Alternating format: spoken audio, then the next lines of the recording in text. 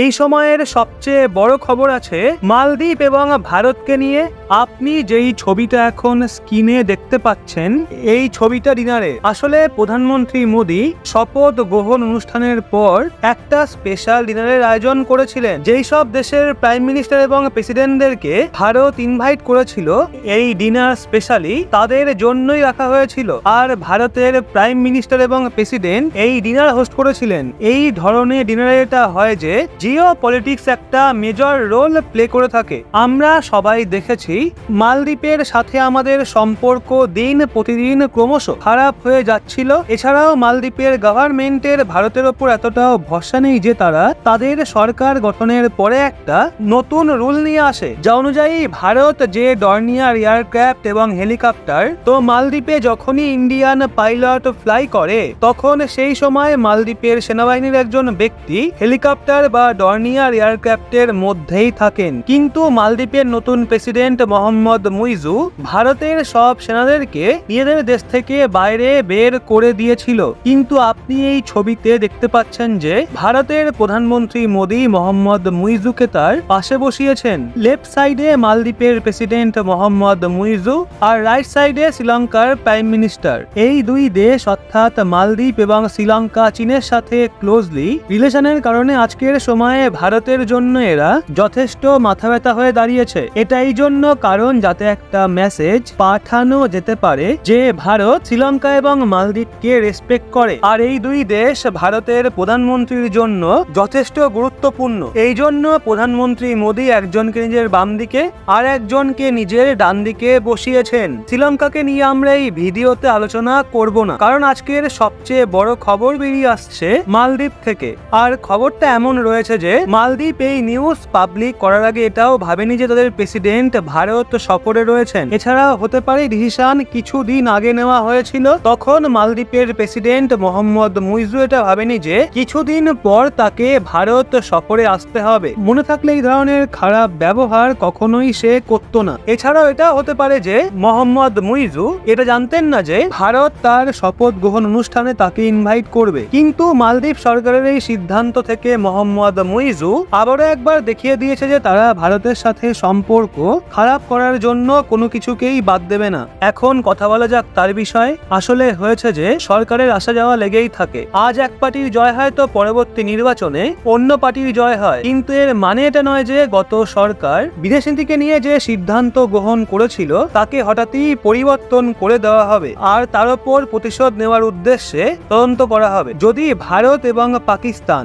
America, Russia অথবা Israel, ফিলিস্তিনের মতো যদি শত্রুতা থাকে, তবে একবারের জন্য হলেও মেনে নেওয়া যায় যে কিছু বছর আগে সাইন করা বাইল্যাটারাল এগ্রিমেন্ট তার উপর তদন্ত করা যেতে পারে। কিন্তু ভারতের ক্ষেত্রে মালদ্বীপ কি করেছে? আসলে মালদ্বীপে মোহাম্মদ মুইজুর আগে ডেমোক্রেটিক পার্টির সরকার ছিল, যার প্রেসিডেন্ট ছিলেন ইব্রাহিম মোহাম্মদ সোলি স্যার, যিনি 2018 সালে নভেম্বর থেকে 2023 সালে নভেম্বর পর্যন্ত মালদ্বীপের প্রেসিডেন্ট পদে ছিলেন। কিন্তু গত বছর সেপ্টেম্বরে মালদ্বীপের এই সরকার নির্বাচন হেরে গেছিল। তার পরিবর্তে সেখানে মোহাম্মদ মুইজু প্রেসিডেন্ট নির্বাচিত হন। মালদ্বীপে যে গত প্রেসিডেন্ট ছিলেন ইব্রাহিম মোহাম্মদ সোলি স্যার, তিনি তার কার্যকালে ভারত এবং মালদ্বীপের সম্পর্ককে অনেক উন্নত করেছিলেন। মালদ্বীপের সরকারেরও যা সাপোর্টের প্রয়োজন পড়ত, তখন প্রাইম মিনিস্টার নরেন্দ্র মোদী যতটা সম্ভব মালদ্বীপকে সাহায্য করার চেষ্টা করতেন। নর্মালি এটা হয় যে সরকার এদের মধ্যে অনেক এগ্রিমেন্ট এবং ডিল সাইন করে থাকেন।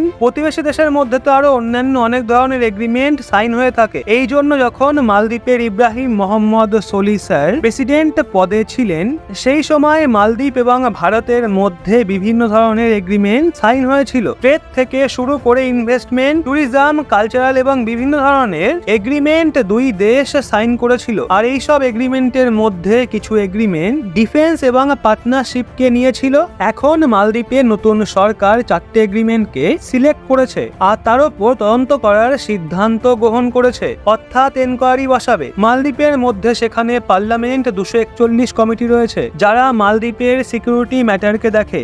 এই কমিটি এখন এটা করেছে যে ইব্রাহিম মোহাম্মদ সোলি স্যারের কার্যকালের সময়ে ভারত এবং মালদ্বীপের মধ্যে যেই 4টি এগ্রিমেন্ট সাইন করা হয়েছিল সেগুলোর বিরুদ্ধে এনকোয়ারি শুরু করার সিদ্ধান্ত নিয়েছে। কারণ মালদ্বীপের পার্লামেন্ট 241 কমিটির কথা হলো এই 4টে এগ্রিমেন্ট মালদ্বীপের ইন্ডিপেন্ডেন্ট আইল্যান্ড এবং মালদ্বীপের স্বাধীনতার বিরুদ্ধে রয়েছে, আর এগুলো দেশের জন্য বিপজ্জনক। রিসেন্টলি মালদ্বীপের রুলিং পার্টি অর্থাৎ মোহাম্মদ মুইজুর পার্টির মেম্বার অফ পার্লামেন্ট একটা প্রপোজাল পেশ করে বলেছিল যে গত সরকারের কার্যকালে অর্থাৎ 2018 থেকে 2023 মধ্যে ভারত এবং মালদ্বীপের মধ্যে যেসব এগ্রিমেন্ট সাইন করা হয়েছে সেই সমস্ত এগ্রিমেন্টকে রিভিউ করা হবে। অর্থাৎ নতুন সরকার আবারও এগ্রিমেন্টগুলোকে নিয়ে বিচার করবে যে মোহাম্মদ মুইজু ভারতের সঙ্গে সেই এগ্রিমেন্ট পরবর্তীকালে কন্টিনিউ করবে কি না। নতুন সরকারের মনে হয় সেই সব এগ্রিমেন্ট নতুন সরকারের স্বাধীনতার বিরুদ্ধে রয়েছে, তাহলে তারা সেই সব এগ্রিমেন্টকে বাতিল করে দেবে। এই সবের পর মালদ্বীপের পার্লামেন্ট 241 কমিটি ওই 4টে এগ্রিমেন্টকে আইডেন্টিফাই করেছে যেগুলোকে মালদ্বীপের গত সরকার ভারতের সাথে সাইন করেছিল। সেই 4টের মধ্যে 3টে এগ্রিমেন্টের তথ্য জানা গেছে, সেগুলো আমি আপনাদের বলে দিচ্ছি। প্রথম এগ্রিমেন্ট হলো হাইড্রোগ্রাফি এগ্রিমেন্ট, যেটা মালদ্বীপ এবং আশেপাশের রিজিয়নে যে ওশিয়ান সি রয়েছে সেগুলোর আন্ডার ওয়াটার ম্যাপিং এবং স্টাডির জন্য সাইন করা হয়েছিল, যাতে না কেবল শিপের জন্য সেফ নেভিগেশন এনসিওর করা যাবে, বরং marine construction, resource management, environmental প্রোটেকশনের সাথে সায়েন্টিফিক রিসার্চেতেও মালদ্বীপের সাহায্য করবে। দ্বিতীয় এগ্রিমেন্ট হলো এক ধরনের ডিফেন্স এগ্রিমেন্ট, যেটা উথুরু থিলা ফালু আইল্যান্ডের ওপর সেখানে একটা নেভাল ডকইয়ার্ড এবং হারবার উইল করার জন্য। এর জন্য ভারত সরকার মালদ্বীপের সরকারকে গ্র্যান্ড অফার করেছিল, আর এটা আমাদের জন্য নয় বরং মালদ্বীপের কোস্ট গার্ডের জন্য করা হয়েছিল। এছাড়াও তৃতীয় যে এগ্রিমেন্টকে রিভিউ করা হবে সেটা ডর্নিয়ার এয়ারক্রাফটের এগ্রিমেন্ট। এটা সেই ডর্নিয়ার এয়ারক্রাফট যেটা ভারত মেরিটাইম অপারেশনের জন্য মালদ্বীপের সরকারকে উপহার স্বরূপ দিয়েছিল, এমনকি ভারত নিজেদের পাইলটকেও সেখানে পাঠিয়েছিল, কারণ মালদ্বীপে একটাও ট্রেন্ড পাইলট মজুদ নেই। কিন্তু যখনই সেই বিষয়ে কিছু জানা যাবে তখন আমি আপনাদের সেটাও জানিয়ে দেব। কিন্তু গুরুত্বপূর্ণ বিষয় হলো এই 4টে এগ্রিমেন্ট সিকিউরিটি এবং স্ট্র্যাটেজিক পারপাসের কারণে ভারতের জন্য অনেক বেশি ইম্পর্টেন্ট, আর এটা মালদ্বীপের ফেভারেও রয়েছে। কিন্তু আশ্চর্য করার মতো বিষয় হলো ডর্নিয়ার এয়ারক্রাফটের ওপরও এনকোয়ারি করানো হচ্ছে, যেগুলো আমরা পিওরলি মালদ্বীপকে সাহায্য করার জন্যই পাঠিয়েছিলাম। এই অবস্থায় তাদের তো একদমই অকাত নেই যে তারা একটা পাইলট দিতে পারে। সেই জন্য ভারত এদের জন্য একটা পাইলট ট্রেনিং প্রোগ্রাম শুরু করেছিল, যেখানে তাদের সব ক্যান্ডিডেট ফেল হয়ে গেছিল। এখন এই 4টে এগ্রিমেন্টের ওপর তাদের এনকোয়ারি কমিশন বসানো হবে, যার মেম্বারও তাদের মতোই খারাপ হবে।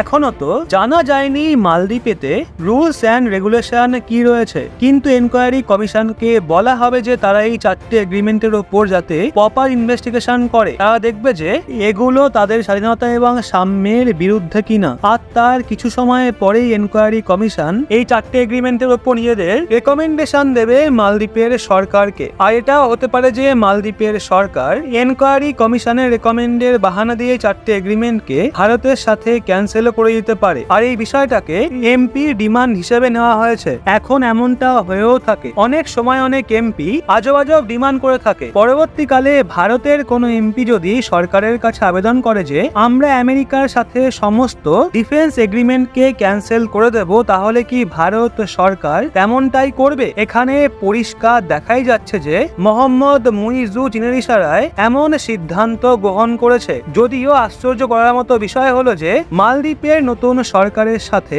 ভারতের এত শত্রুতা কেন? অন্যদিকে আমরা তো সবসময়ই মালদ্বীপের সাহায্য করে এসেছি। এছাড়াও আমরা মালদ্বীপকে সব সময় তাদের অকাতের থেকেও বেশি ভালোভাবে ট্রিট করেছি। মালদ্বীপে total land area 299 square kilometre. অন্যদিকে এর থেকে বড় তো ভারতের ডিস্ট্রিক্ট, কিন্তু তা সত্ত্বেও এরা ভারতকে চোখ রাঙাতে আসে, আর ভারতের ওপর এদের ঘৃণা যেন শেষই হচ্ছে না। তার থেকেও খারাপ ব্যাপার হলো এই সিদ্ধান্তের টাইমিং। মালদ্বীপের প্রেসিডেন্ট মোহাম্মদ মুইজু একদিকে ভারতে এসেছিলেন, আবার ভারতে এসে প্রধানমন্ত্রী মোদী, প্রেসিডেন্ট এবং আমাদের বিদেশ মন্ত্রীর সাথে মিটিংও করেছেন। আর অন্যদিকে পেছন থেকে মালদ্বীপের পার্লামেন্টারি কমিটি অ্যান্ড সিকিউরিটি ভারতের বিরুদ্ধে এইভাবে এনকোয়ারি স্টার্ট করার আদেশ দিচ্ছে। এছাড়াও 4টে এগ্রিমেন্টকে ভারতের সাথে ক্যান্সেল করার হুমকিও দিচ্ছে। কিন্তু আমরা আশা করব ভারত সরকারও এদের থেকে কিছু শিখুক, আর মালদ্বীপের $1 ঋণ যেন মাপ না করে, আর না তো মালদ্বীপের সঙ্গে কোনো ট্রেড এগ্রিমেন্ট সাইন করে। তো বন্ধুরা, এই বিস্তৃত বিষয়ে আপনার কি মতামত সেটা কমেন্টে অবশ্যই জানান। ভিডিওটা ভালো লাগলে অবশ্যই একটা লাইক এবং চ্যানেলটা সাবস্ক্রাইব করে আমাদের সঙ্গে থাকুন।